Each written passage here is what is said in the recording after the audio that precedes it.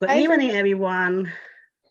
Welcome to today the SLT meeting. My name is Miona, Junior Parents SLT Rep. I will be the facilitator for today. For the agenda, we will need to prove the minute first. We had one update from September. So can I have a motion for approve the minute for September?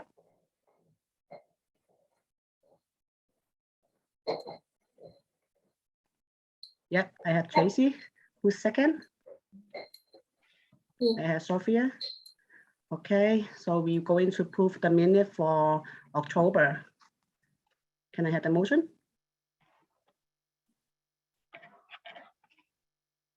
Sophia, who had the second? Thank you, Tracy. I need to remind alternate that you will be as like an observer unless your SLT is an option, so you will be take place of them. But at the end of the meeting, we will have like a time for you to make any comments. So now we welcome Ms. Principal Yu to have the update for us. Great. Good evening, everyone, and happy early Thanksgiving. So just a pretty short update. One is just, as we're getting into the end of November and ideally winter, we're continuing to get some shifts in terms of the COVID protocols and the situation room. And so I just want to talk a little bit about some of the timing and the processes. So just to make it clear, we've had positive cases of COVID, and we're fortunate that it hasn't been widespread by any measure. But when we do have positive cases, we do follow a certain protocol. And I want to just talk a little bit about that because some of the timing here has always been in question. But when we get a positive, or when we get notification of a potential COVID case, Mr. Moran, who will be joining us soon as well, does follow up on with the individual who may be a positive case. We try to ascertain as much information as we can while also working to get a confirmation from a health practitioner about about a positive case. And the reason why that's important is because we have to follow up with what they call the situation room, which is through the DOE, and making sure that we're providing information to them so that they can provide guidance back to the school. Mr. Moran does the follow-up with the situation room and provides as much information as he can with the information that he has. At that time, normally what ends up happening is, depending on whether or not we're able to get the confirmation, the situation room will send me and as well as Mr. Moran an email that has two letters. One of the letters is for the individual who may be tested as positive, and the other letter is a potential exposure to the school community. Oftentimes that timing happens at the same time we tend to get confirmation, and then always doing the follow-up with the situation room.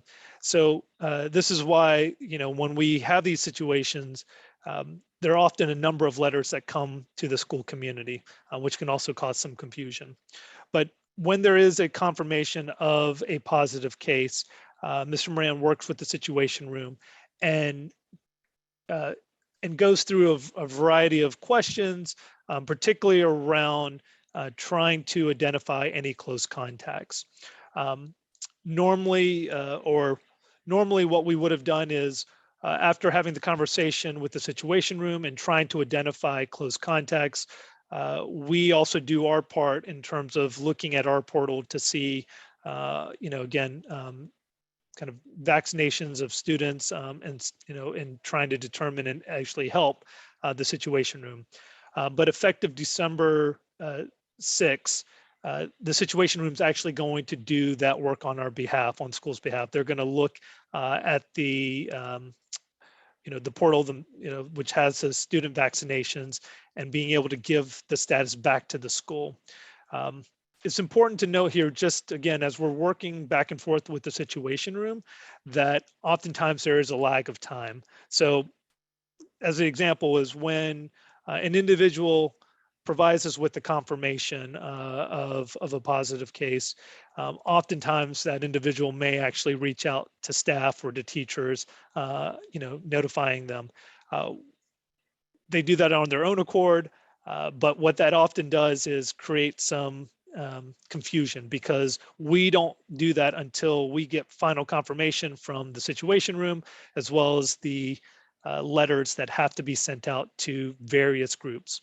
There will always be a letter to the school community about a confirmed positive case, and then there will be different letters that will go out to staff as well as to families if they are considered close contacts. The reason I wanted to make sure that I'm trying to provide some outline of the letters as well as the timing is that, again, it's up to the Situation Room and how fast they're able to acquire additional information before we end up getting that email that delineates which letters go out. Oftentimes when we get that email, it's early evening, late evening, on weekends. And so Miss Ingram, Mr. Moran, and myself are usually in communication during these times to try to get the information out as quickly as we can. But I want to stress to everyone, and particularly, like, our goal is to get out the information as quickly as we can. But oftentimes it's based upon when we get that email from the Situation Room, as well as the fact that Ms. Ingram and Mr. Moran also have families and have lives outside of the school. We know the importance of safety and health, so we do our very best to get the information out as soon as we can. But I want to stress that there will be a gap in time, both in terms of once we go through the entire process, once we get the information from the Situation Room, as well as once we're able to convey that out to the community. I'm asking everyone to be understanding of that, because I know throughout these past several months, Ms. Ingram, Mr. Moran, and several of our staff members have had to do that late nights, throughout the weekend, and constantly having a computer in their hand to try to get this information out as quickly as we can, because there's often questions that are being raised. So, as we go into the, to the winter months, again, I'm sure, we'll continue to have, some positive cases, and we'll continue to follow the processes, particularly as they get updated, and work as congruently and as quickly as we can. But I continue to ask for people's patience.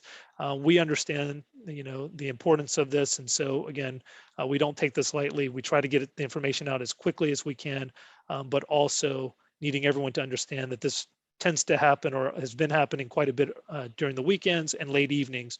And so again, we'll continue to get out that information as quickly as possible.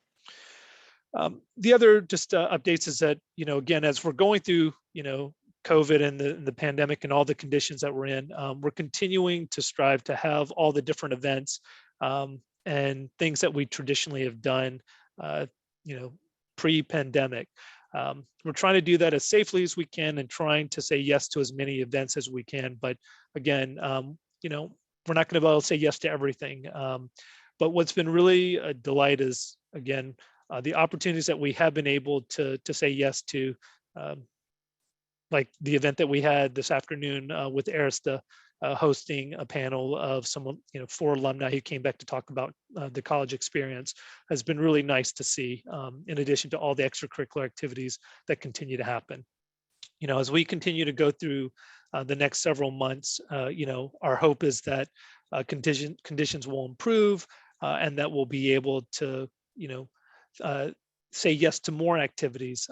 But in the interim, I just need everyone to continue to be understanding about the things that we are trying to say yes to, while also be understanding that we're going to have to say no to a few things, particularly as, we're continuing to navigate, the conditions that we're under, and then the policies, as well as the guidance that's been provided to us as a school. And again, I think, so far we've had we've said yes to as many things as we can, and we've tried to have as many things pre-pandemic as possible. So again, I think I've been really proud and delighted just to see all the activity happening throughout the school, starting from 8 o'clock in the morning all the way through late in the evening at times. And so we'll continue to do that accordingly. And then finally, just for the last thing, as we're going into these kind of winter months, in particular, as we're going into Thanksgiving, I just continue to try to remind myself of all the things that have happened over the course of the last 15 months for me, in particular, since joining the Stuyvesant community. There's a lot of things that we want to improve, and it's never under the speed or the pace that I'm sure we would all like. But I hope that we can also continue to reflect. And I mean, I certainly need to be reminded of that, because I'm always thinking like, we're not doing things fast enough. We're not getting there fast enough. And, I was reminded by some colleagues and staff members just about the things that have continued to happen. And again, I think there's a deep appreciation. I don't say this often enough to both the staff and students and families, but we've done and accomplished quite a bit over the course of the past 15 months, particularly throughout this pandemic. It's really been amazing to see the fact that we've had a show already, that we're having all the extracurricular activities, that we continue to stay open and continue to try to do the things that allow us to find some level of normalcy. I know, and I speak on behalf of the staff, I know how hard they're working, whether it's through parent-teacher conferences, whether it's daily lessons, daily activities, and then all through the afternoon and evening. They are working tirelessly, and I know how committed they are to the school, to the students, and to the families. And I know, again, with our families, you all appreciate that. You've shown that with the faculty lunch that you provided for, during PTC, the constant thank yous and coming in volunteering when you can. And then in particular to the students, all of you are enduring 4 years of high school experience, 2 of which have been, under some really extraordinary circumstances. And, you're having to make sense of a high school career that's looked like no other in our history and in our time. So, I think you're having to navigate, this time, and you've done it really just, as maturely and as beautifully as we could ask. I continue to ask everyone to be as understanding, to be as kind, and to be patient. And I say that again, patience, because there are so many things, and we've become so acquainted and so accustomed to having everything immediately given or provided to us. And that starts with going back to even just like the COVID letters, or the information about, if there's a positive case. Like, we're trying to get and do things as quickly and as immediately as we can. But again, I think we're in a space where it's going to require a lot more patience from all of us. So as we go into, Thanksgiving, and then spending the next days with family and friends, I do hope there's some time to reflect and again, appreciate a lot of the things that are happening. We've had a lot of discussions and conversations around some of the changes that, have made life challenging, to say. And, but I do think, again, these are the circumstances, these are the conditions, and we've been as agile as I think we can be, particularly, as large as a community as we have.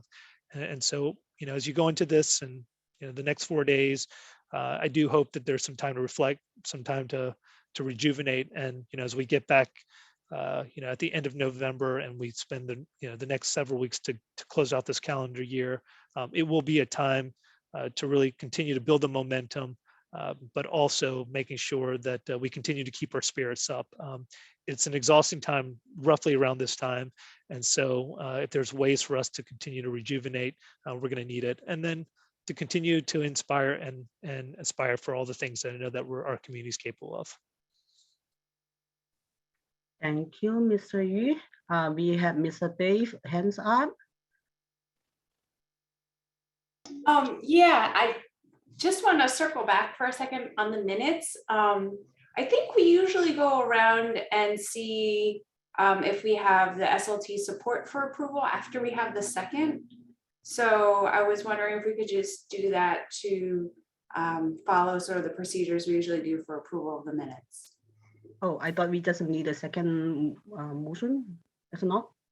No, and then after that, then you see if everyone approves. Oh, okay. Yeah, Sorry. it's yeah. It's okay. I've been out here. Okay. I've done this for many years, so. It's perfectly okay. So So we going with the September one or October? Yeah, well, September 1st, and just say, how, if everyone could raise their hand if they Okay, know, great. approve Okay. the minutes, and then everyone raises their hand. Okay, thank you. Yeah. Okay, so we do that again for the September minutes. Can I have a motion to approve?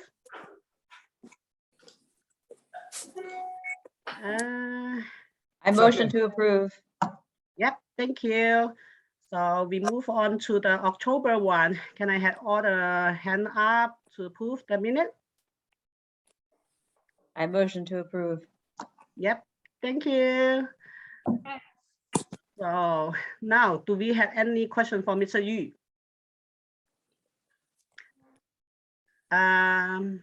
Okay, I have Denisa Candy from DC 37. Yeah, Denisa Conde.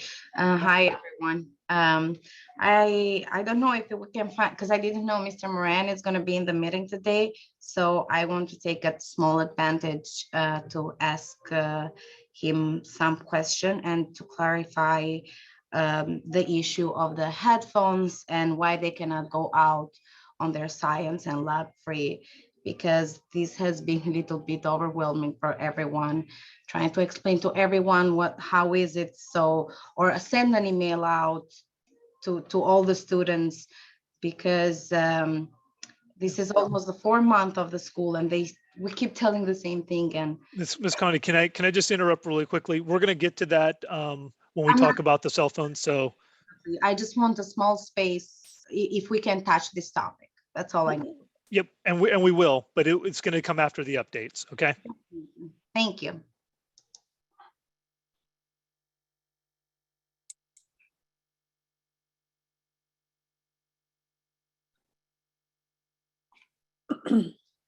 Leona, we cannot hear you. Did you call him? Okay, we have Mr. Henderson. I just had a question about COVID reporting. Because we do get so many individual form letters, I'm wondering if it's possible to get sort of an overall picture. I know that in one of my son's middle schools that we get sort of an update that is like, there are X number of cases, there are X number of closed rooms, closed classes or whatever. Is it possible to get something like that for us as well?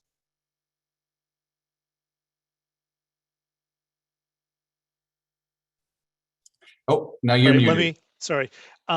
So similarly, I think the families receive an email. I get this email, and I was under the assumption that I thought everyone got it, but I'm quickly learning that it's not. They do give a kind of an overview. So Miss Ingram, can you give me sharing rights? Yes, hold on one possible? second, sorry. Right. Yes, it is. Screen I just have to find you for a second, sorry.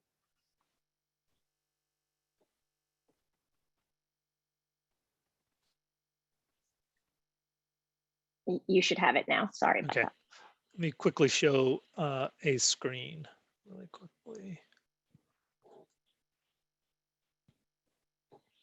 Let's see this. Can everyone see Yes. this email? Okay, so I received this on Monday, and this is what our current case is. And you can see, these are ongoing COVID cases. And again, it breaks it down by certain categories. So normally, and I'm sorry, I don't know the answer to this, but we will get this once we've had some positive cases or we've had a positive case. I think families are receiving this. Am I right? Are you receiving this email? I don't think but the staff is I get not it. receiving this email. Mhm. Okay, so this is the status. So let me find out how staff can get this, because if not, then I'll have to send it. But this is the email that we get from the situation room around the status of our cases. It would be great if we could get that, because this looks a lot less scary than just one email after the next, you know? Yeah. I think part of what's also, again, and what we have to make sure of is, so for instance, I'll give this example. If we have kind of 2 cases or multiple cases all happening at the same time, we have to send out the form letters for each case. So again, I think, I imagine, on the receiving end, trying to make sense of it. We're also just trying to follow the protocols, but yes, we can definitely share kind of this overview email, considering that staff are not getting it. All right. Okay, I had to go with SLT first, then we go to the alternate. So I had the parents SLT for 2024. Nancy? Okay, thank you, Miona, and thank you. Happy early Thanksgiving to everybody. And I really appreciate the school administration and our teachers worked so hard during this challenging time. I did raise this question in our SLT parents group email because I noticed in different social media platforms, parents were talking about this high failure rate of some STEM courses, including AP chemistry for 10th grade and pre-calculus, also physics.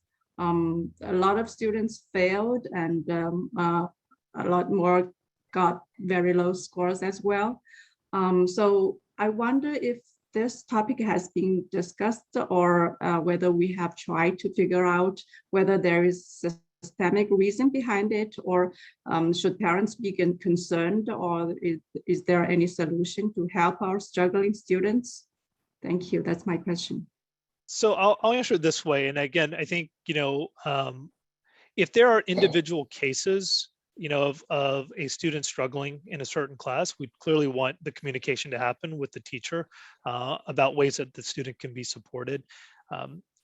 Based upon the first marking period, I did not see that, based upon the information in terms of looking at our courses, that this was, again, any of the courses being widespread failures. I think our first marking period is, again, I think very aware about students readjusting and coming back. The second marking period, clearly we'll take a closer look to see if what improvements, if there have been any, from first marking period to the second. But I do want to say, I mean, this is something that we're going to look at, and we'll constantly look at that. I think the one thing that I would ask is, I don't think there's anything wrong with having conversations with other parents, but I also think it's important, like if it's around your individual child, that's please, we want to speak about that, because that's what we can speak with you on. But I think that sometimes once information gets passed, sometimes it builds. And again, even that question of like a lot, what is it? I'm not sure what that means. Depends on, how many students are in a particular, class, or across how many sections. And so again, I think, it's always going to be something that we want to look at, particularly if there is any high failure rate. I mean, I think that requires us to take a look at what's happening in any individual class or across classes. But what I would say, the starting point would be, if there's a concern about an individual student, your own individual child, please communicate with the teacher first, so that we can see what the disconnect is or whatever supports. And again, if there is something that's happening a little bit more widespread, we are keeping a close eye on that. We have looked at the first marking period, and based upon looking at, we have over 26,000 grades that are given out in any marking period, and from what I can recall, we had, I think in terms, it was like less than one, it was like 1% in terms of total failures. Now, granted, in a big school like ours, we always going to keep a close eye on that, because that's still, not necessarily a high number, but again, in a large school, we always have to make sure we keep a close eye on that. But based upon your question around the STEM, I did not see that from the first marking period. Okay, And thank you. I had another SLT for parents SLT for 2024, Sophia.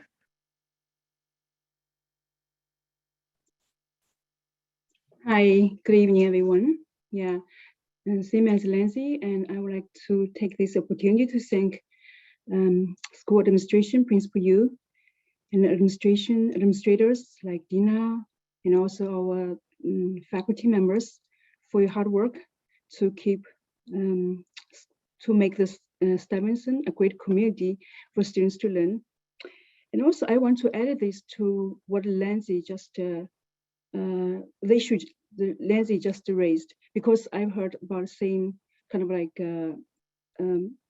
discussion during parents group. At a certain point, they talk about that for certain exams, actually half of the class failed one exam, and also the parents and students expressed frustration because they said the students been working hard to prepare for the exam, but nevertheless, they still failed.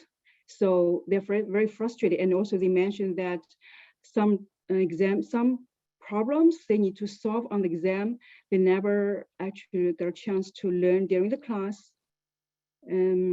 So I just want to bring this up here. And I don't know if the school keeps track of this, or if there's any kind of like measurements to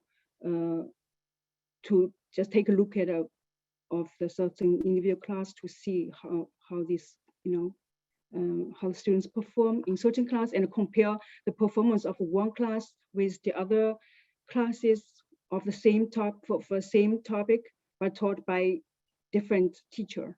Because from what I've heard and from what parents told me, and the performance, like for same subject, but taught by different teachers, will be so different. I mean, their scores, the grades are very different. Thank you.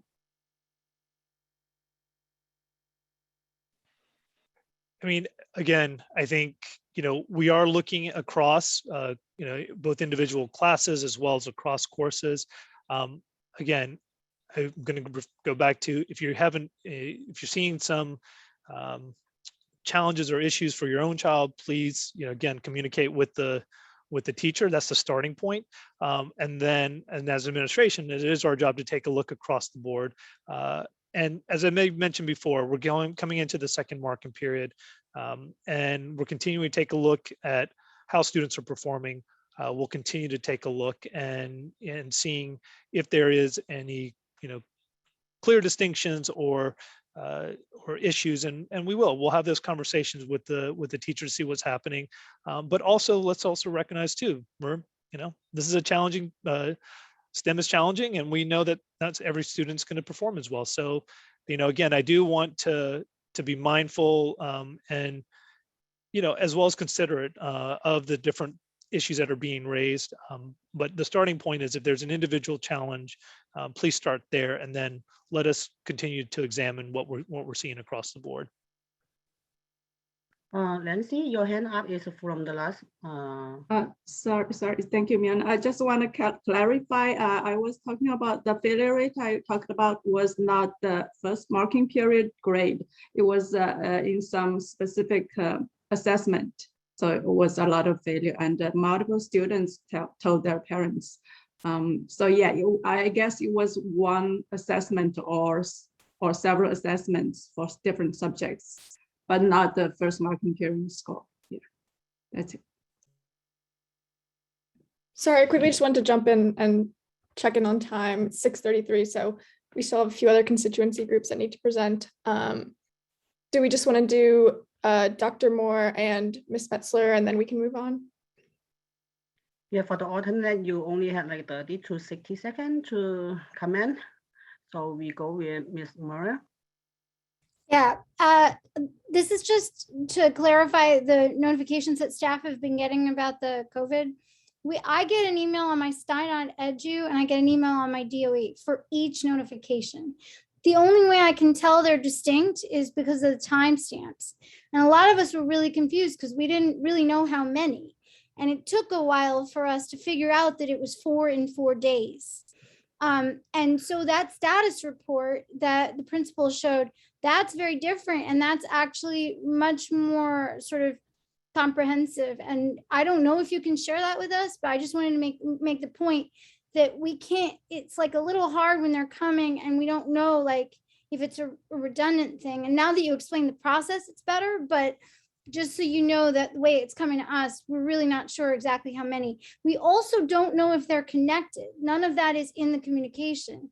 And we always wonder, okay, were they in the same class? What, you know, was it staff? Was it student? I don't know what you can share. I know there are privacy issues, but I just kind of want to put those things out there because people get very curious as to sort of what the impact is going to be. And maybe Mr. Moran can speak to that, but I kind of wanted to throw that out there. And happy Thanksgiving, everybody. I just wanted to less than 2 minutes on that. One, after our faculty conference, you know, we had gotten recommendations to send it to the STI-EDU as well, which is what Ms. Ingram did. Again, if it's causing confusion, we can take a look at that. But I think maybe the way to address that is to send that email, the follow-up email, in terms of showing the overall. We are limited in what we can share. This is why we send out the form letter as is. And you know, we don't disclose whether it's staff or students to the, you know, and trying to follow all the guidance that we can. You know, there is a certain, you know, in terms of, again, you know, indicating who's quarantined, and that's the extent that we can share. So everything that we're sending out is a form letter for the very reason that this is what's been established as the protocol. Thank you, Mr. Yi. We have the alternate parent for 2025. Sure, I'll make it really quick because I know your time is short, but Principal Yu, I'm just curious if you have seen any uptick in behavioral issues. The reason why I'm raising this is that my eldest goes to another school and we got an email from her principal reporting that this fall we are seeing some troubling behaviors from students that have already led to increased disciplinary responses. It seems that many other schools are experiencing behavior issues as we return to in-person learning. In fact, a former colleague in Oregon tells me their entire district went remote because of disciplinary issues. And then he makes a plea for parents to talk to their kids. And I know, for example, in Orange County, New York, you know, the Newburgh High School was just shut down due to, you know, real disciplinary issues. So I'm just curious if we're sort of seeing the same here. Now I'll let Mr. Moran chime in once we go into some of the other topics, but just really quickly, I don't think we've seen an uptick in that. I think what we have seen is that reacclimation to having rules and guidelines.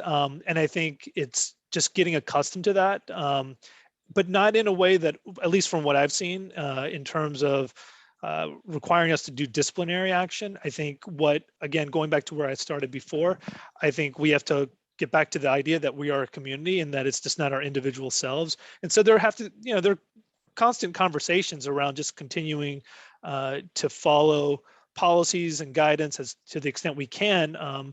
And I would just say, you know, our kids have, for the most part, made really good decisions. And you know, and I do think, you know, I haven't seen it personally. And, you know, again, throughout the day, like our kids are here from 8 all the way through. And, you know, we've been really lucky and fortunate that kids continue to make good decisions. I will say that, again, there are conversations that happen with individual students when we see any type of disruption or, you know, decision making that is not optimal for the community. But what I would say is that what I would ask everyone to do, including our students and our staff and our families, is always, it's like we're one of 3,300 plus, you know, or more than that in terms of a community. And so similarly, we always need to be very mindful that what we may be doing at home doesn't necessarily mean you can do the same thing at school. And, you know, I think these are the policies that we have to get accustomed to. You know, and we'll address it somewhat even with the cell phone and the, you know, the things, but I think it's really important just to be very mindful of that as we move forward. Miss Dave, you have more questions? I just wanted to comment on that as well. from my observation, I would agree with Principal Yu that there's not been any big uptick. Of course, there might be individual cases that Mr. Moran is aware of. And in fact, I would say in certain spaces, I would say actually the opposite, that the students are behaving very well. So, one thing that came up at safety committee though, was that, students, we haven't seen it before, but students this year they're not supposed to have cell phones when they're in the hallway, but they're texting and walking. And we never saw, and it's texting and walking in a way that if you were on a sidewalk, it would be very dangerous to cross the street, just oblivious to what's going on. So it's not a major like behavioral shut the school down kind of issue, but it is a small issue where people run into each other. And hoping that students can be a little bit more conscious of who's around them. Thank you, Mr. Yu and Ms. Dave. We move on to the staff update.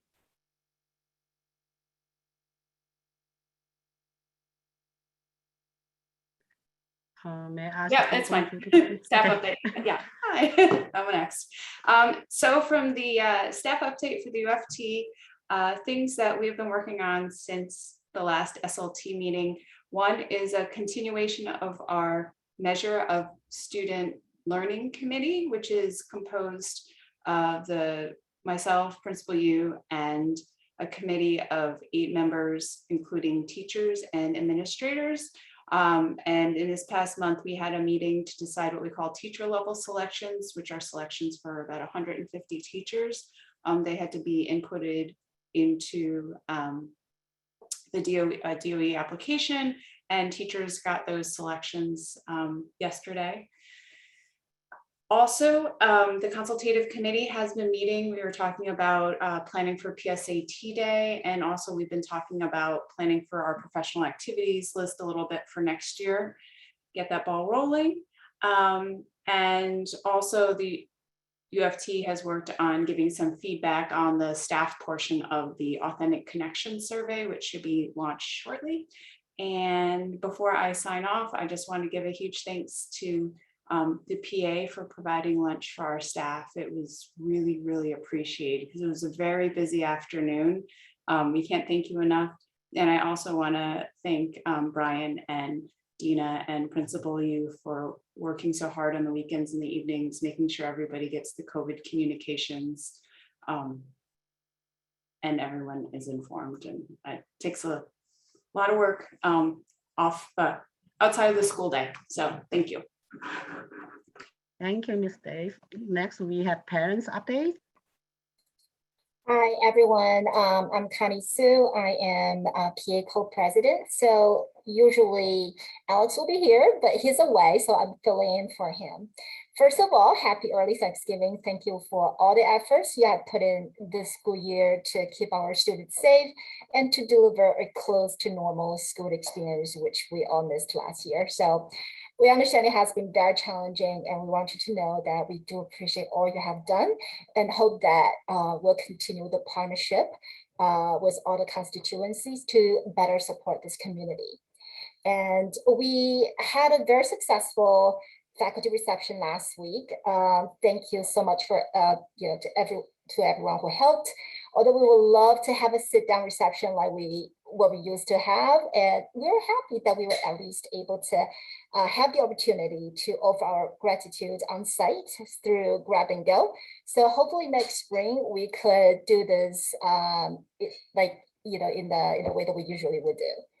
And also we wanted to thank all the faculty clubs and teams that submitted their funding requests for the spring 2022 cycle of PA appropriations. In total, we received 43 funding requests for a total of over 130K requested amount across academic, extracurricular, and counseling. So our appropriation committee is working very hard on their recommendations. The proposal is going to be shared with EB for approval on December 6th, and then on PA general meeting in December, which I believe will be on December 14th. So once it's approved, the approval letters will be sent on Friday, December 16th, and funds will be available immediately so that the recipients can use the fund right away for the preparation for spring 2022.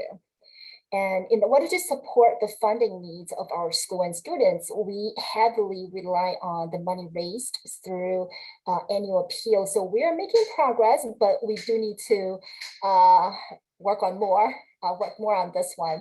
We're getting ready to launch our annual funathon, and over 15 parent volunteers have raised their hands to help. So thank you so much. We really appreciate that. And to complement the funathon, we are also gonna launch what we call the Giving Thanks campaign, which will be initiated like this coming Sunday. Tremendous amount of work by our fundraising committee has gone into this effort. The team has created a beautifully done video, which I know you will all love. Can't wait to share that. And we are also building a gratitude wall. There will be a surprise giveaway to staff and faculty on Giving Tuesday, and much more. So please be on the lookout for that. And also an update on technology.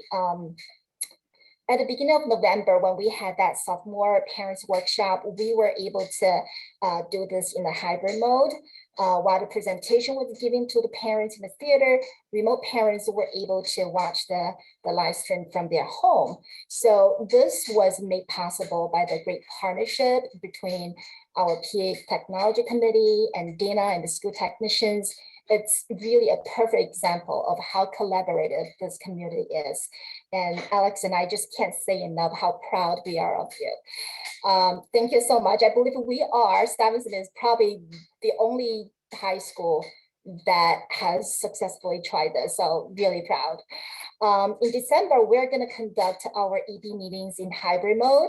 This is going to be a test in the auditorium, and hopefully, everything will go smoothly, and that will enable future SLT meetings to be done in hybrid mode if desired. We do expect the December SLT though to continue to be virtual.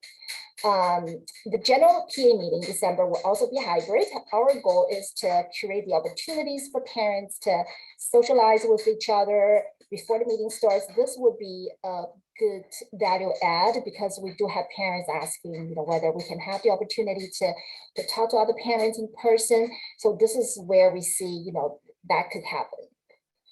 Spring Feast, very quick on that. We've been having meetings to prepare for the 2022 Spring Feast based on parents' feedback.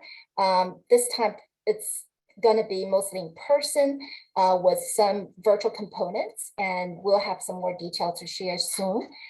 We have a couple of very promising candidates. We are just gonna have to make the decision which one to go with. Last but not least, PA is organizing a free mock interview practice with professional parent volunteers. So this is going to have two components, a watch party coupled with tips sharing and a QA session, and also a virtual mock interview that will include a 30-minute interview for either work or college admissions, and then 30 minutes of feedback. So the interviewer could provide some constructive comments. And thank you, Dina, for helping us promote this event. And we hope we will get a lot of sign-ups from our students. So that's my update. Thank you. Thank you, Connie. Next, we have student update. Hi, everyone. I'm Shivali. I'm the student union president. First off, happy Thanksgiving. We've been planning a bunch of events. As Principal, you mentioned, one of our biggest priorities is just continuing things that have been traditions in previous years. So in terms of seniors and upperclassmen, we've been working on graduation and prom planning, making sure that that can happen by the end of the year. In addition, we also hosted a book drive recently. just donating any extra prep books that we had lying around the school, giving them out to students before exam season begins. And then in continuation from our last SLT meeting, we're working with the big Civs to create a survey that kind of more concretely shows what the student opinion is on homerooms. And we're also thinking about sharing a similar survey with homeroom teachers so we can see the staff opinion as well, before eventually bringing it back to the SLT to hopefully present some final data. Similar to the parents, we released our club allocations, which specifically focuses on giving student clubs money for any events or projects they're working on. Tomorrow is the freshman caucus election, which basically elects 2 co-presidents to represent the freshman class. And then in honor of Thanksgiving, today and yesterday, we hosted an appreciation station in the lobby, which gave students the chance to write letters to all the members of staff. And we had a ton of responses and engagement with students. So we were really excited. We put all the letters in staff mailboxes today. So if you're around the building tomorrow, make sure to go grab those from your mailbox. And then we also had a tree of thanks, which gave students the opportunity to generally write what they were thankful for alongside the wall on a tree with a bunch of responses as well. So we're very excited. And happy Thanksgiving again. Thank you, so very. Next, we going to have the policy discussion.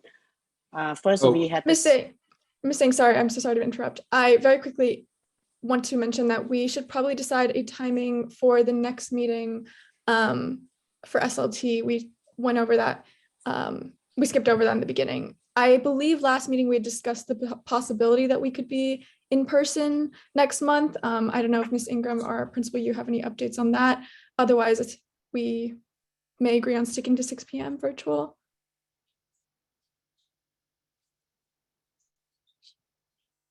If the PA meeting goes off without a hitch in December and we are able to do a simultaneous broadcast, I think you could probably have a simultaneous SLT meeting and schedule one in person. You must provide the ability for there to also be simultaneous. That's part of the regulation. So even if you are in person, there also has to be an ability for people to tie in simultaneous. So even if you want to be in person, there also has to be a broadcast. So think about that when you're thinking about timing and being in person. I would just, I think we might want to go Zoom one more time for December. I mean, I just think the PA is going to try it. I think too, we're also having to get situated in, I mean, traditionally, I think we've had it in the principal's conference room, and then trying to get the total number in there, I think will be, I think that would be ideal. But I think if we did have to do it in the auditorium, it's going to have to be a whole different setup to account for this number of people, and then thinking about the ways in which where we would set up kind of the hybrid piece. So my recommendation, at least for December, would be that we go Zoom and see how it goes with the PA when they do it with the larger kind of setting.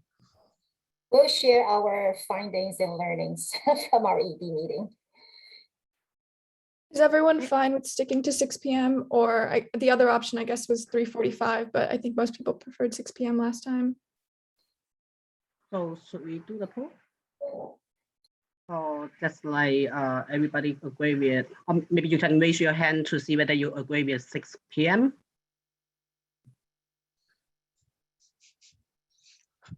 We had more than 10, 11, 12. So it seems like most of the people love to have the meeting at 6 p.m. Yep. So next meeting, we will be meet at 6 p.m. as today.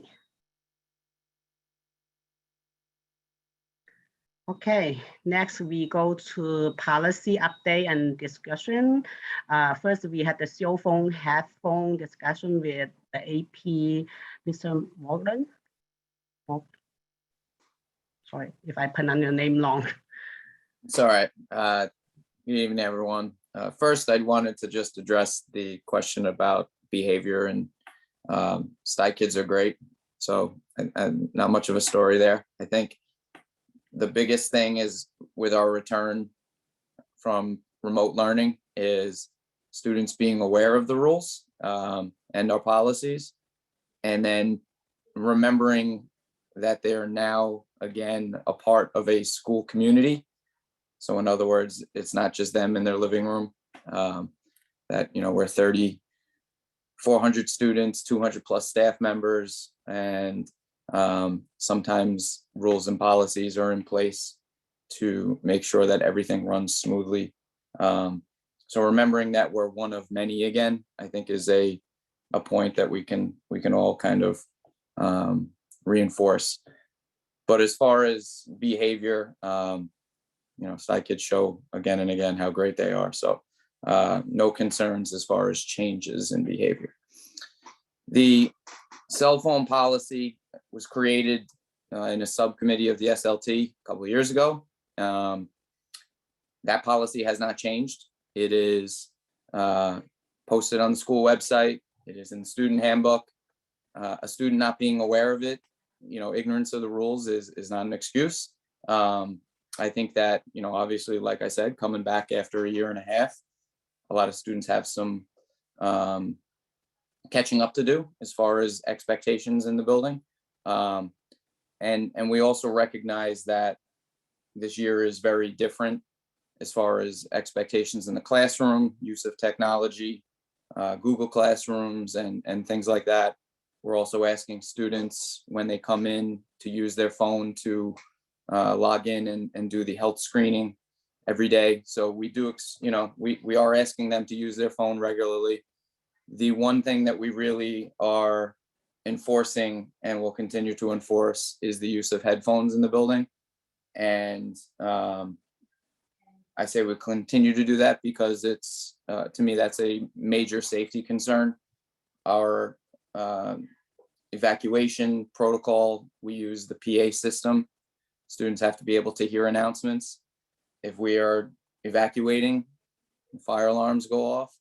I have personally this year witnessed students in the lobby on the first floor where it is loud, either ignoring or not hearing fire alarms going off around them because they had their phones out, they had their headphones on.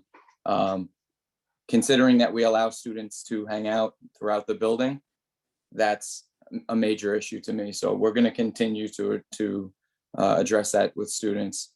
I also feel it's important, you know, I know they're doing work, they're working quietly, socializing when they're on their free periods, but the headphones, I think, hinder that. So even if they are studying, but they're hanging out with friends at the same time, I think there's something to be said for the social aspect of not being completely plugged in and turned off from the rest of the world. So we've refocused a little bit, but the cell phone policy has not changed. It is posted, and you know, in class we can continue to talk to students. Obviously, teachers have their own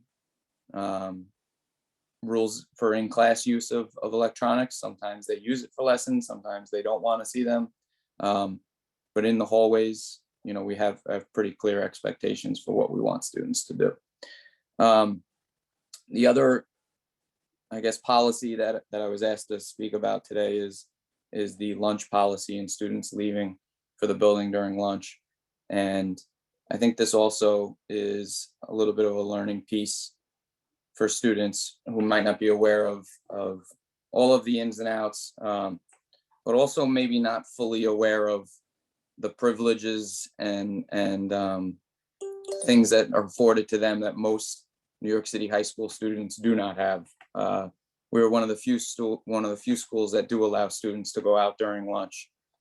And in order to be able to manage that, in order to make sure that we're providing for safety, we have a few things that we do in order to account for students. So first is we did make a change this year where lunch students were always allowed to go out. Before this year, if it was a free period, students had to have their parents give permission for them to leave the building during a free period. We've changed that to a passive consent this year where any free period from period 3 through period 9, students are allowed to leave the building unless a parent expresses that they don't want their child to leave the building. Especially with COVID and concerns over eating lunch and trying to reduce crowding in areas. This makes sense to me that we should allow students to go outside during all of their frees. But we do have a couple of ways that we try to manage things. First, we have students swipe out so we can account for when they're leaving and then when they're coming back, making sure that they have a free period or a lunch period. And the way we do that is it's actually in their schedule. So their lunch and their free period is built into their schedule. So if they have a free period that is in the AB, so in other words, for example, a senior with a phys ed class on their opposite day, they have a free period that can be programmed into their schedule so that they're allowed to leave when they don't have phys ed. The science frees do not follow the AB schedule and can't be programmed into their schedule. So we don't allow students to leave during the science freeze. The other major issue that we have, or it's not a major issue, but the other kind of piece that we ask students is they're allowed to leave to go out to lunch at any point during the period. But we ask that they only come back during the last 10 minutes. And there's really two major reasons why. First is when students are going outside for lunch, we want them to eat lunch outside. And the idea there, obviously with COVID, is that they're eating outdoors, socially distanced. Before COVID, this rule was in place because we don't want food coming back into the building where it's eaten in the hallways, and then we wind up with trash and rodents and things like that. So the other issue with students coming and going throughout the period is it makes it much more difficult for our staff to account for students. Like I said, we're having them swipe out when they go out, they swipe back in when they come back in. Those are two different kind of a switch that we have to make in our CAS system to make sure that we're accounting and recording the students who are going out and coming back in.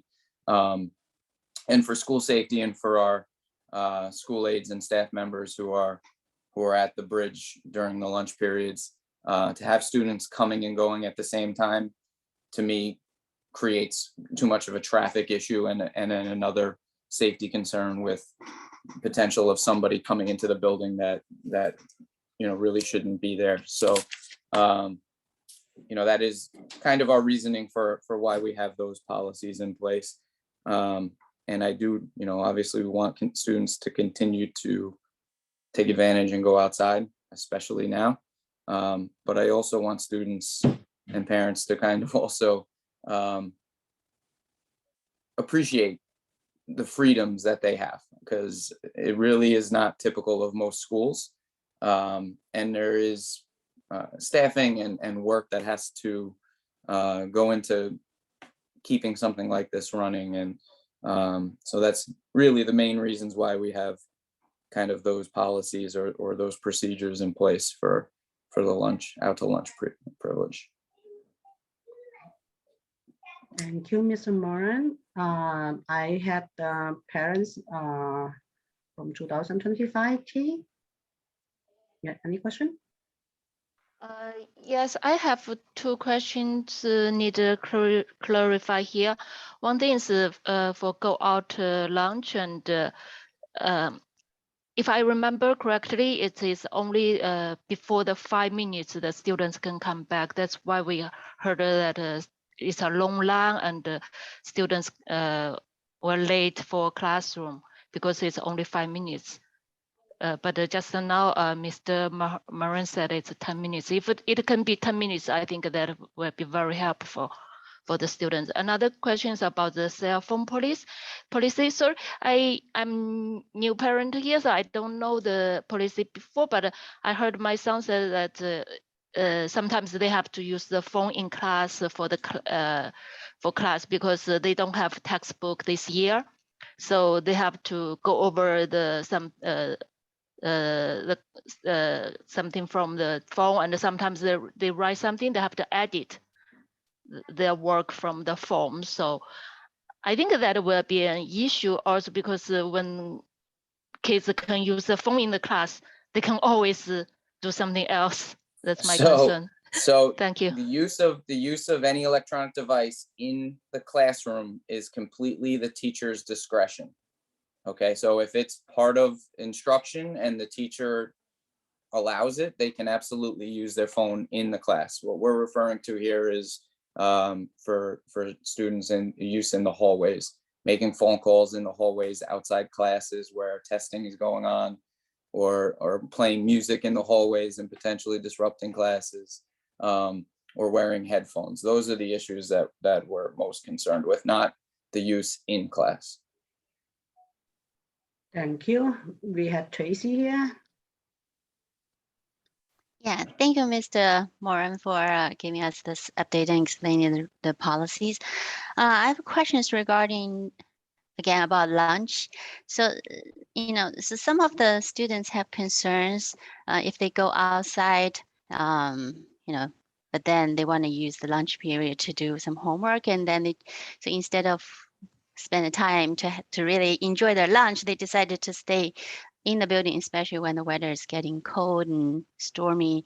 They decided to stay in the building for lunch. But then the concern I've heard and noticed was because of the crowds in the cafeteria.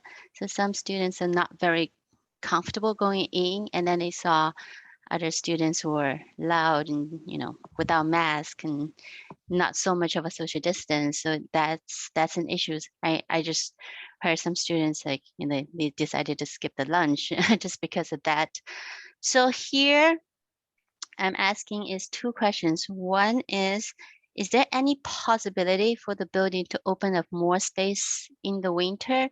So if students wants to stay in the building to have lunch, they have extra space to go to versus all cramped in the same cafeteria at the same time? And then the second question is, any staff in the cafeteria can kind of implement kind of like social distance, or just make the kids come eat and go quietly, no gathering, no loud talking without masks. Any people to kind of supervise put through some rules there? Yeah, so you. a couple things there. There's a couple of strategies. First, for students who are choosing to go outside, but also are looking to meet a teacher or go to the library or do something like that during their lunch period, they can do that first and go outside. So you can meet with a teacher at the beginning of the period and go out later in the period to go outside. So especially if it's cold out and you don't want to stay outside for 40 minutes, you could spend 20 minutes or so inside the building, then go outside and get your lunch and still, hopefully make it back, on time for the next class. As far as inside the cafeteria, yes, we recognize we're a very overcrowded school. First thing we did was we did order 15 new tables that were delivered a couple weeks ago. We installed to try to help spread students out. That is the one area inside the building. I think in almost all of our classes, we are, we have 3 feet of social distancing between students. But in the cafeteria, yes, they're taking their masks off to eat. And, there are at least 4 or 5 students at each lunch table.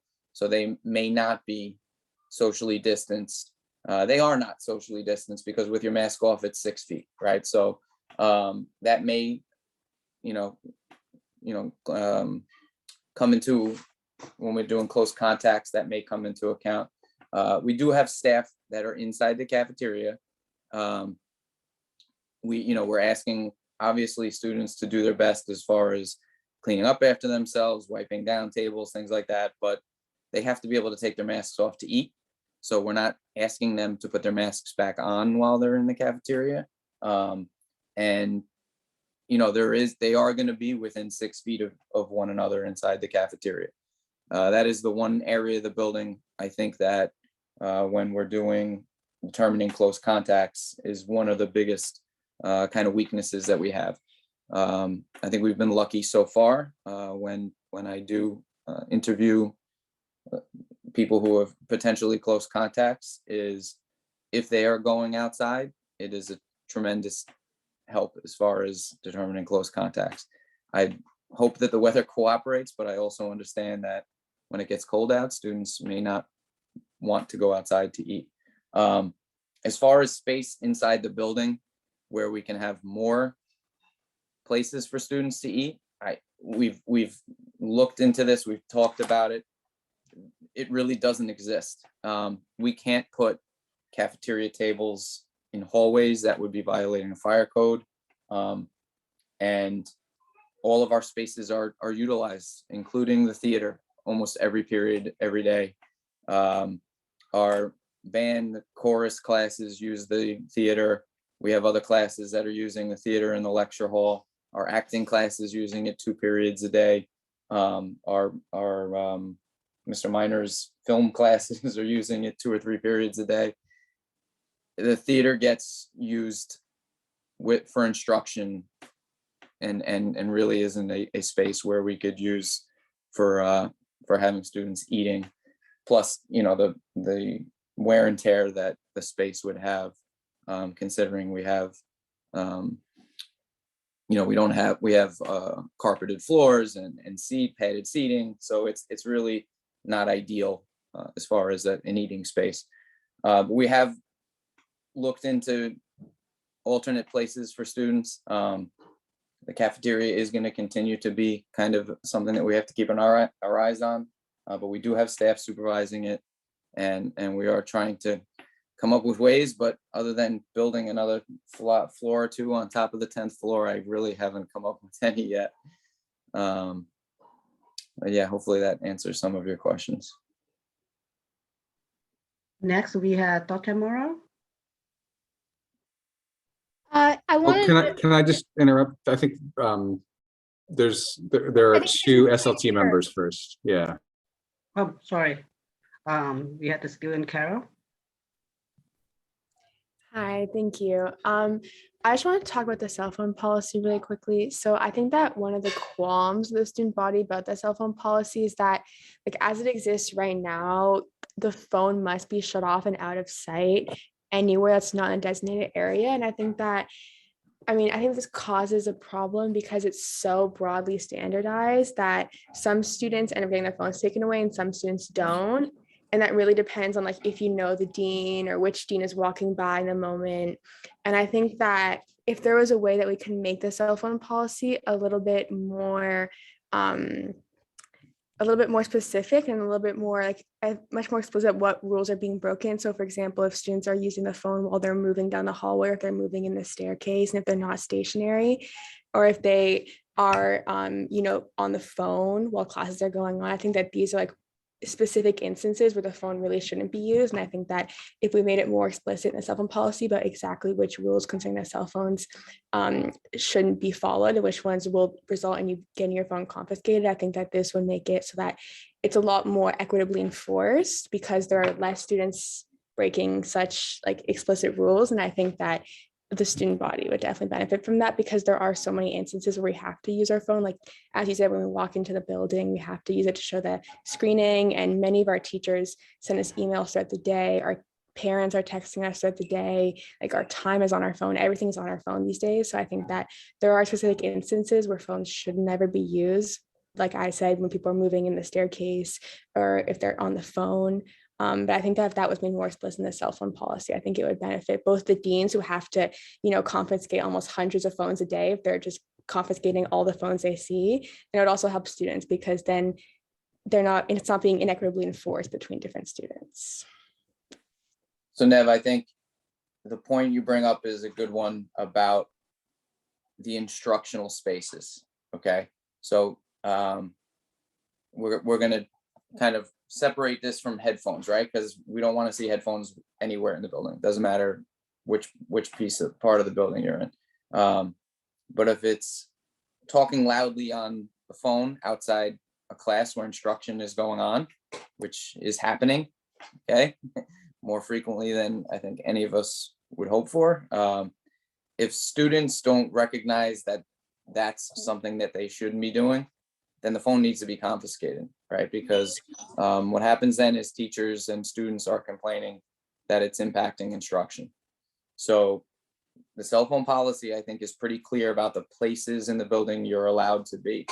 You know, it's pretty explicit, and it basically boils down to if you are in front of a classroom where there's a potential to be disrupting instruction, that's where it's going to be an issue, and that's where it should be confiscated. We're not confiscating hundreds of phones a day. Trust me, I could not manage 100 phones a day. But it needs to be known by students what the expectations are, right? So it's pretty clear as far as I'm saying it, there should be no headphones, and it should not be near any of the instructional spaces where it could be a disruption to instruction. I'm pretty sure if students follow those things, they won't get themselves in much hot water. Next, we have Dr. Moore. I think that Sophie still comes before me because she's a parent on the committee. Oh, I just don't want it to wait so long. Okay, next we have Sophia, parent SLT. Sorry, Dr. Moore. Yeah, I'm going to keep it brief. Okay, I just want to address this issue. And I know safety is always the #1 concern, and we can say students feel safe in school, but many parents express their concern about the public safety. As we see from the news, especially recently, and there is a rise in crimes that takes place in public transportation, and our students take public transportation to commute to school every day. I know we have very little control, like of the safety outside of school, but parents, expressing that maybe school can at least have some kind of like training or about like how to react when it comes to these kind of incidents, or maybe how to protect yourself when you're on the streets, when you get robbed, or when you see those kind of situation. Just for example, like there was a recent incident that happened in Philadelphia on subway train. The students got brutally attacked, and also students students got robbed and murdered near Chicago University's campus. And so all this kind of course, there are always bad things happening in the news, but I mean, these all involve students. So parents are just want to know if we are able to have some kind of like training about public safety as well. Yeah, this is something I just want to put out there because parents. Yeah, it's a good point. And it's the right time of year. Actually, through DINA, we've traditionally sent out around the holidays some travel tips. It's typically when we see a rise in robberies and thefts. So different tips of how to protect yourself, protect your belongings. Obviously, it actually, believe it or not, Nev, ties into the cell phone thing. Is I tell students all the time, don't put your headphones on while you're traveling. Be aware of your surroundings. If your head is down in your phone and you can't see what's going on around you, you are more likely to become a victim. So I think that I mean, to say it here to this group isn't as important as maybe sharing our tips. And I'll do that through Dina's newsletter. And hopefully that reaches a bigger group of students. There's a number of things, obviously. We do coordinate with the First Precinct and with school safety. For much of this year, we've had an increased police presence along Chamber Street, the route that our students take. We're constantly asking for more, but obviously other schools, other areas of the city are also competing for those resources. but I think I have a pretty good relationship with the first precinct. They are actually going to be coming into the building in the first week of December, trying to promote their Explorers program. But the school officers, the NCOs from the first precinct do have a pretty good presence at Stuyvesant. And hopefully some students will take advantage of those programs they offer. There are some nice programs that they have. Some students last year were playing on some of the basketball teams that they had created. And I hope we can continue to develop a relationship with the first precinct. And that's one way that we can try to help provide a safe passage for students. But obviously they are traveling to all 5 boroughs. They're, taking all different forms of transportation. It's not just Chambers Street that we can really try to provide for their safety, but it's tips or practices that they can do when they're in their own neighborhoods to try to be more aware, to be more safe. Obviously trying to travel in groups. We, Ms. Pedrick and the counseling department really did great work with coming up with the idea with homerooms and trying to get freshman students who live in the same neighborhood and try to develop those friendships and relationships with students in their grade from their where they, so that they can travel together. I think that's always a plus, kind of safety in numbers. But I think communication is a big thing, and just sharing some tips about being more aware, and and I think we can definitely do that in the coming weeks before the holidays. Before we move on, is it, do we prove like a couple more minutes for this issue? Because I still had like 4 more person raising the hand, but it be over time for 5 minutes already. Always why I love coming to SLT, because there's always 4 or 5 more questions for me. Yeah, so what do you guys think? We should be extend the time, or? I make the motion. Okay, so. Thanks, Mark. Then we move on to Principal Yu. That's great. Thanks. This is just a comment. I mean, one of the things I've been hearing, and again, I think these are all really valid points.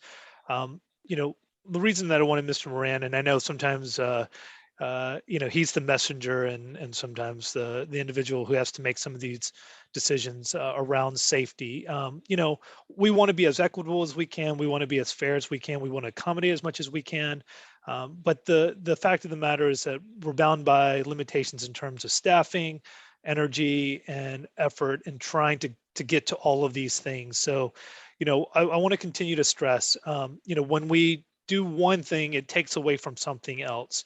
And, going from just the staffing, I think, unfortunately, Stuyvesant's had some really dire situations around safety. And so, like, when we make a certain decision and policy, it's really around the fact that, again, we have to think about all of the different potential circumstances. We don't want to think worst case, but we almost have to, because we've experienced some of those. And so when it comes to not only the COVID and the policies around that, to cell phones, all of those things that many schools have never really had to consider because they've never had an emergency. We're not under that. We've had real emergencies. And so as much as, sometimes I even think, when I talk to Mr. Moran, it's like, ooh, that's harsh. But it's at the same time, it's like, well, I also didn't have to experience what many of the community members had to. And if we didn't have some of these policies and guidance in place, then again, I think we would be doing ourselves a disservice and putting everyone in jeopardy. So I want to just continue to stress that we want to accommodate as much as we can, but I please need everyone to understand, like, when we set some of these policies, it's because we believe it's in the best interest of the school community, for the greater school community. And we'll continue to try to be as receptive and open about, things that we can adjust. But these policies have been put in place for these very reasons of the things that we've experienced. And again, just need everyone to be aware of that as we move forward.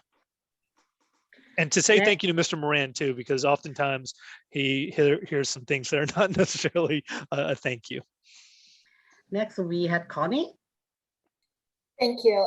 This is Jill, just be quick. It's an offer.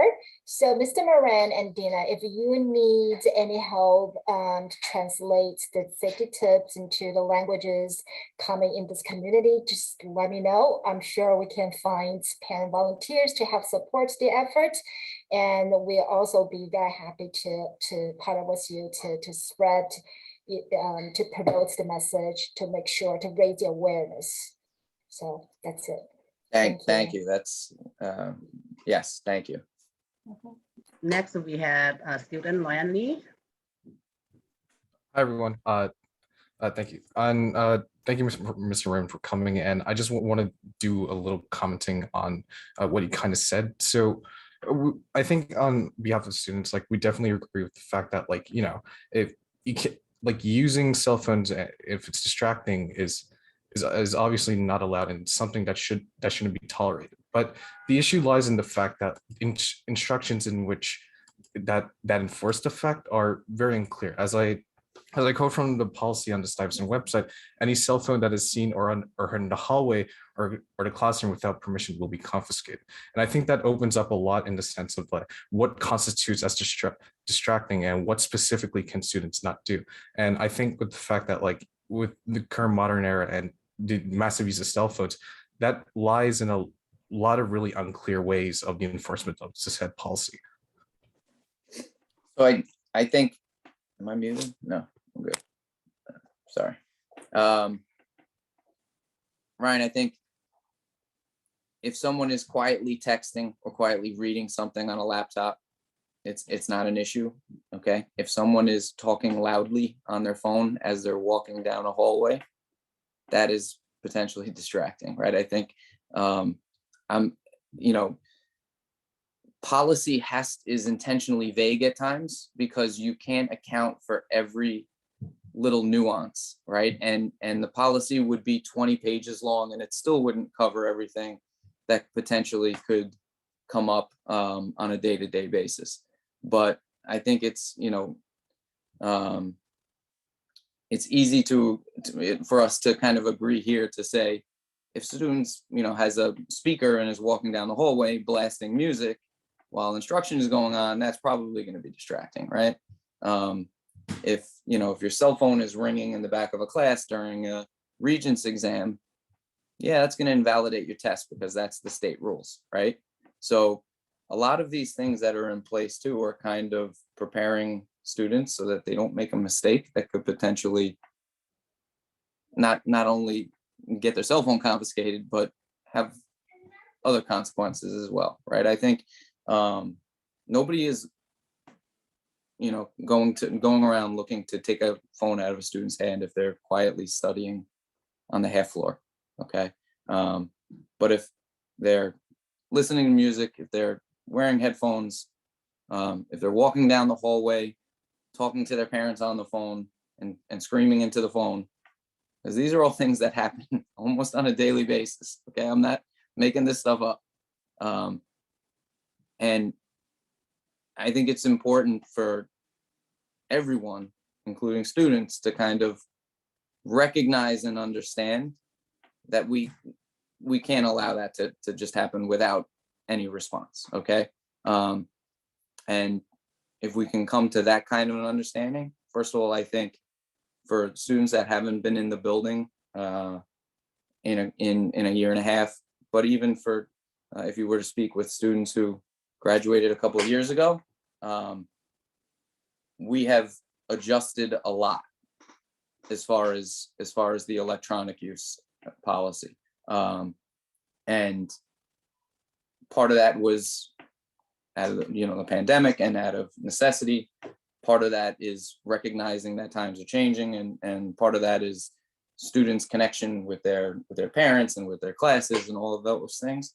But I think some perspective is needed too, right? And like I said earlier, we're not having an uptick as far as disciplinary issues with students, but what I am seeing is kind of a lack of understanding that there are rules in you're part of a school community now. There are rules that you're expected to follow, right? And it's not just about you. I'm not saying you as Ryan. I'm just saying it's not just about the individual. It's about managing 3,400 people. It's about having the opportunity to have things like being able to hang out in the hallways during your free period, which is not a normal, activity that high school students normally do. I'm aware of 1 or 2 other schools where kids are allowed to hang out with during freeze, and kids don't have nearly as many frees as Stuyvesant students do. We literally have hundreds of kids in the hallway every period. So there needs to be some, regulation there. It can't just be, you can do whatever you want. All right. And I think that's a little bit of an adjustment back to being in a school building, is the expectation that you're going to follow the house rules, right? I mean, when you were at home, if you had rules when you were, when we were learning at home, and your families had rules of what you're expected to do when you're at home. Well, this is your home away from home. So there are rules when you're in school. And that's the part I think that is an adjustment back to the question about discipline. We haven't had an uptick in incidents. Like I said, Sty kids are great, but just understanding that there are expectations and rules that need to be followed. I think that is important. I mean, absolutely. And I definitely agree. Like, there needs to be regulations in order to have the community tighten it and just make everything function. But the issue here is not necessarily, we're not asking for the abolition of the policy, but we're asking for more specific terms in which like students can actually abide by. Like, say, as I quote from the policy again, any cell phone that is seen or heard in the hallway, heard does make sense. It becomes a distraction, but specifically would say seen, that tells deans and students that even the sight of a student being on a phone, like texting or something like that, that opens a massive hallway and say getting a student getting their phone taken away. What we're asking for is not like the complete anarchy and the abolition of these things, but rather the more specific and adjustment of certain errors that we see as students and in the perspective of students and as perhaps administrators. Mr. Moran, can I just chime in really quickly? I just want to, and I don't know this answer, so I don't know how many phones get confiscated in any given day, and I imagine it's mostly, if they are being confiscated, it's done by 4 people, 3 deans, and or Mr. Moran. So part of what I want to just put in perspective, I understand like this desire for more specificity.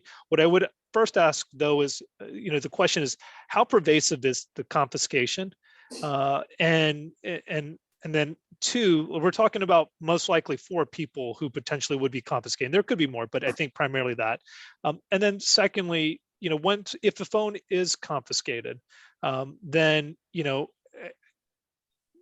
I think does the parent have to come pick it up? Yeah, so that's a good question. So first is the hallways, yes, are mostly patrolled by the deans. So that would be, and I would say on average this year, less than 5 per day are confiscated. But there are also phones confiscated by teachers throughout the day. And we're still seeing that. In fact, we're seeing more of that this year, I would say, than in years past. Students playing games on their phones or using it, obviously in a way that's not consistent with instruction.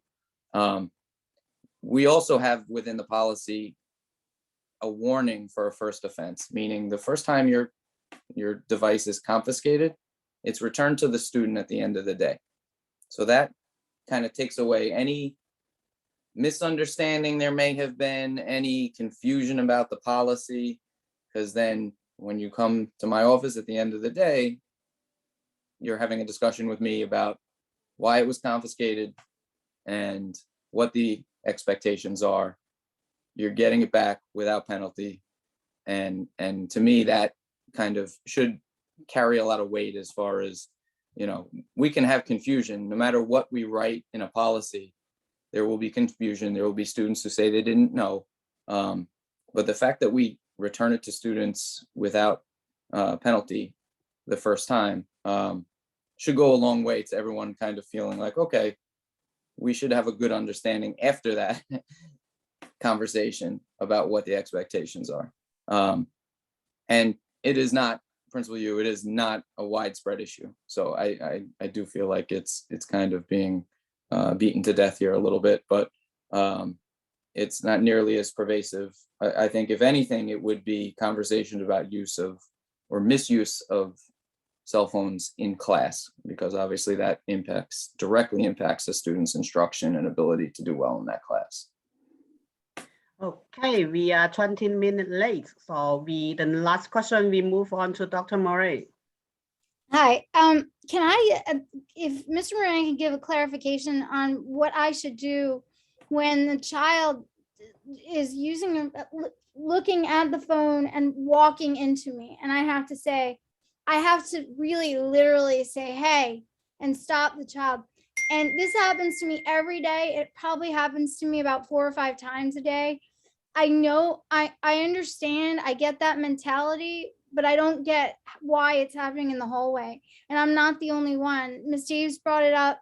It's a safety concern, but it's also like, what are you doing? Like, I'm wondering like why they have to be in their phone and why they can't notice that I'm careening into them with a cart full of stuff, and why that doesn't like at least make them stop walking. I mean, I have to impolitely ask them to stop walking.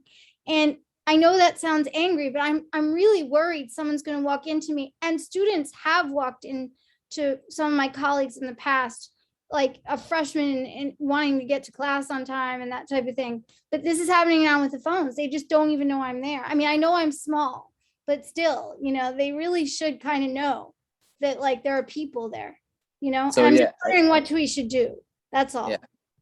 So I always encourage any staff member, it should not just be the deans and myself enforcing any policy. First of all, I think that kind of makes us the bad guys. And it's like, you know, students were saying earlier, it's the same people taking the same phones from the same kids. And there's some truth to that, because if the deans are the only ones enforcing a policy, and it's not just phones, it could be masks, it could be, you know, remaining quiet and in their, you know, their appropriate spaces when they're hanging out in the hallways, or any school policy. But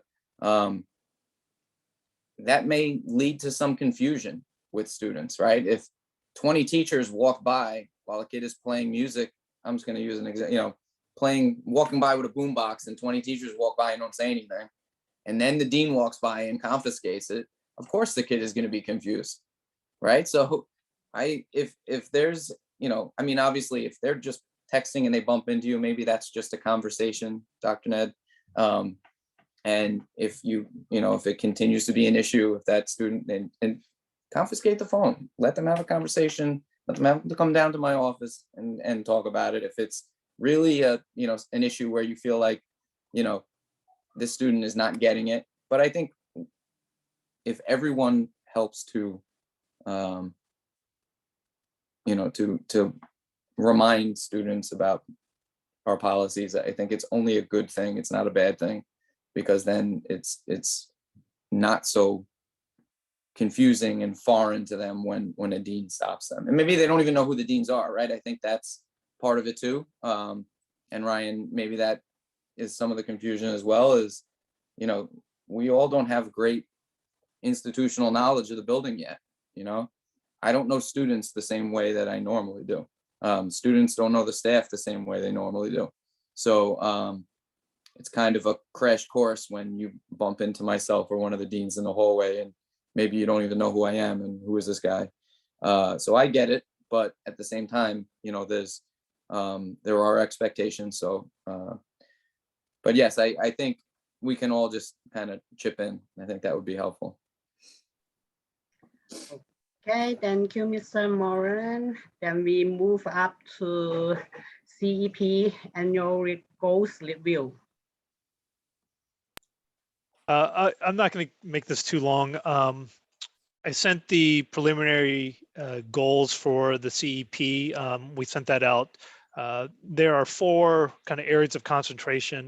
You know, the DOE has made changes in terms of the CEP and the way that it's formatted and the ways that, again, that we have to focus. So there are 4 areas that are required, focal areas: graduation rate, college, career and civic readiness, supportive environment, and then quality individualized education program.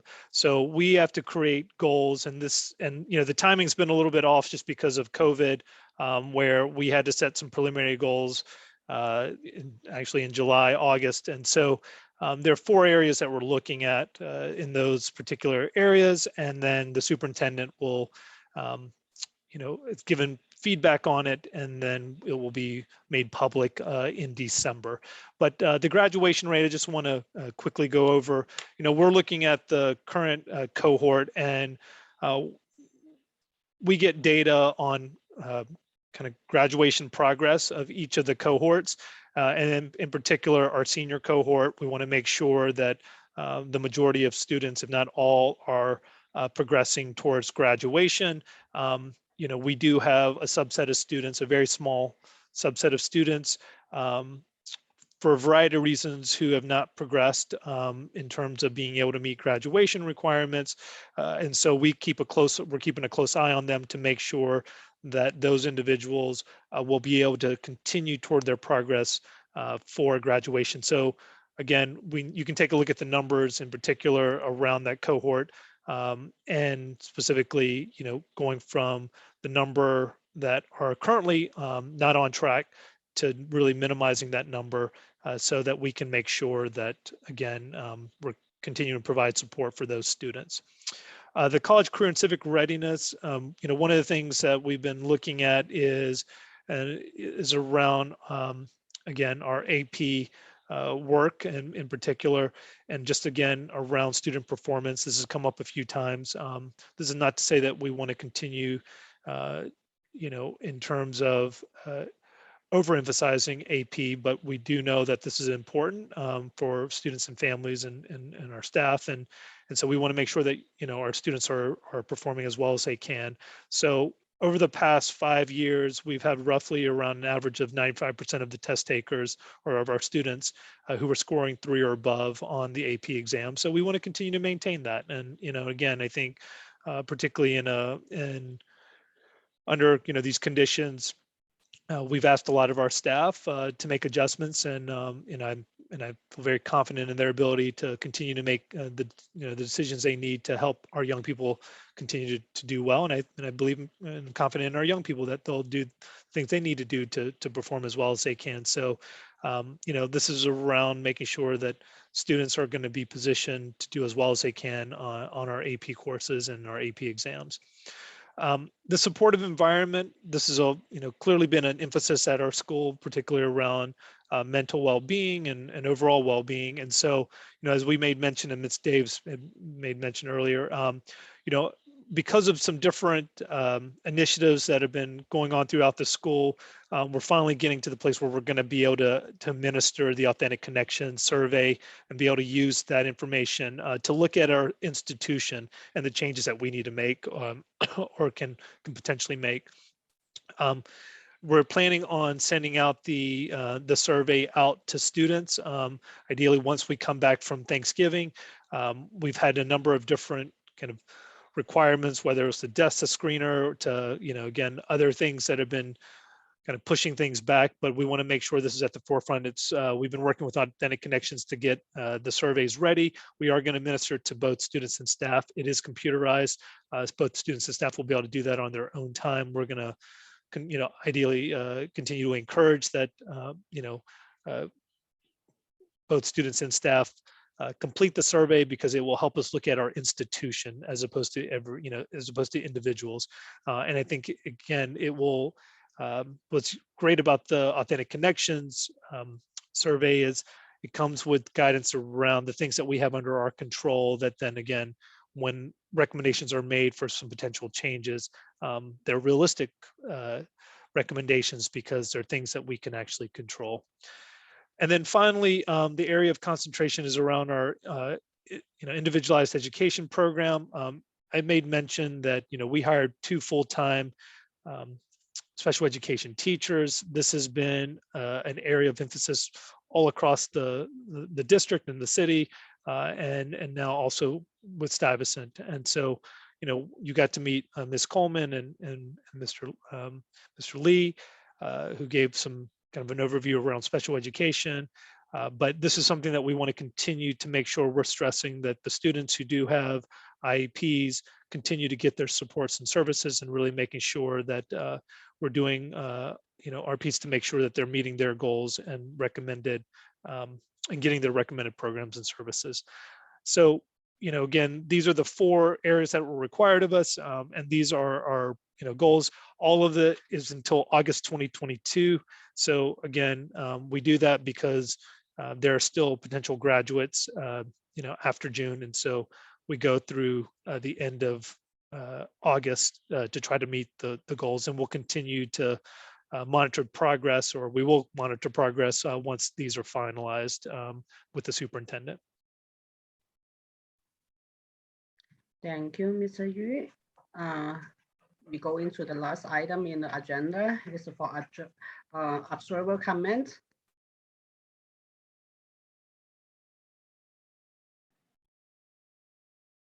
I believe Miss Ingram said Miss Tang and Miss Zhao.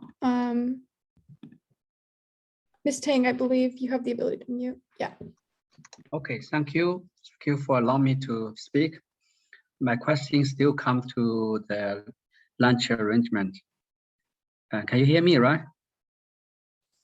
Yes. Okay. Yes, we heard you. Yeah. So my question is, because as Mr. Moran correctly mentioned, now cafeteria is the highest risk for COVID spreading. So I didn't see any effective measure the school are taking to mitigate this highest risk. And we are seeing increasing case of infection, right? So now we already have 4 cases since the school opened. And we are very concerned that if no measure are taken to proactively address this risk, maybe we are facing another surge of case in the school. So I would really appreciate the school do take some proactive measure to find some solutions. For example, just now Ms. Moran mentioned that there's some research on the facility whether it's available to accommodate students in other space. I think it's still feasible because we are not saying the student will stay in for lunch for 1 hour. It's just maybe 10 to 15 minutes for each group of students. And we do see the school have some big space like auditorium, also the gym. So maybe that possibility should be considered. And also even this space maybe it will be used for certain time period, for example, maybe 2 hours during the day, but they still have 6 or 7 hours available to use, right? And we should maybe try our best to fund this space and give students an option to go to that designated room place to have a quick lunch without any talking. If the school think they will create additional like human resource requirement to supervising the student when they have lunch, and we can maybe volunteer and ask the PTA to arrange some volunteer, and the parents can go to this designated room and place to make sure students just eat, don't talk. So I'm sorry. Yeah. I'm sorry to interrupt, Mr. Tang. I think we tend to give 30 seconds. Yeah, I know, but I want to emphasize this because, and also I'm not saying this without any study, right? Because my other child go to Hunter. Hunter need to have this arrangement. So every child, they have a designated room for 15 minutes per day. And so we can fund this solution. And we also want to offer this option saying parents can also contribute to safeguard this. Because now everyone agree, right? The cafeteria is the highest risk area. Even you mentioned, you also agreed, right? And then also, another. So again, compromise. Yeah. Thank you, I'm sorry. Tang. Yeah. I think that you have a time limit. Yeah, I know. I last point is The school now also punishes the student when they eat in the corridor. I know it's a sanitation problem, but if we parents give our children like a small snack, whether there's allowed that they can take a quick snack in the corridor, because now it's like the school just saying laissez-faire and or ask students go out, but with the weather so cold and also stormy and snowing, it's not feasible. We already try to like help the school to keep social distancing. So, Mr. Tang, I appreciate you're saying. Yeah. I'm going to cut you off here. Yeah, no. Okay. Listen, I just want to comment on this really quickly again. I just need everyone to understand we are doing everything we can to accommodate. I understand everything that we're hearing. If these were decisions that we could easily make, and then we would do everything we can to accommodate, and we are. Again, as I made mention before, and as Mr. Moran came on, to explain, we recognize that this is not a perfect, none of the things that we're offering is perfect, but we're trying to do what we can to spread out as many students as we can, to offer the different ways that students can eat lunch, whether it's in the building or outside the building. We're asking everyone to make some adjustments, and I get it. And, we'll continue to do the same. We've looked for different spaces. It is a sanitation, it's a safety, it's, everything we can think of. We're Mr. Moran and I, and when I've had these conversations, we're not looking to try to say no, we're looking to try to say yes, but we're limited in our resources, we're limited in our supervision. And we're doing our very best. There is something that comes out of this too. I know it's hard on our students. I know that. It's also very hard on the staff to try to go to different places and to do different responsibilities. So I just want to, again, I'm more than happy to hear the different suggestions, but please know we are looking at those, and if we can easily do them, we will institute those. We're asking everyone to make the best decisions they can under the circumstances, and please know that we're trying to do the very same thing. Thank you. Next we have Michelle Zhao. Hi, I think everyone, I wanted to second the concern. I'm not going to try to, have you to say provide a solution right now, but I do want to second the concern because I know a lot of students, because of the crowded cafeteria situation, they choose not to eat at all. So that's bad to their health. So I'm just asking, please to consider looking to this situation and find a possible solution. And then we would like to discuss until we, we discuss until we get a kind of like maybe some other way to solve this situation. Okay.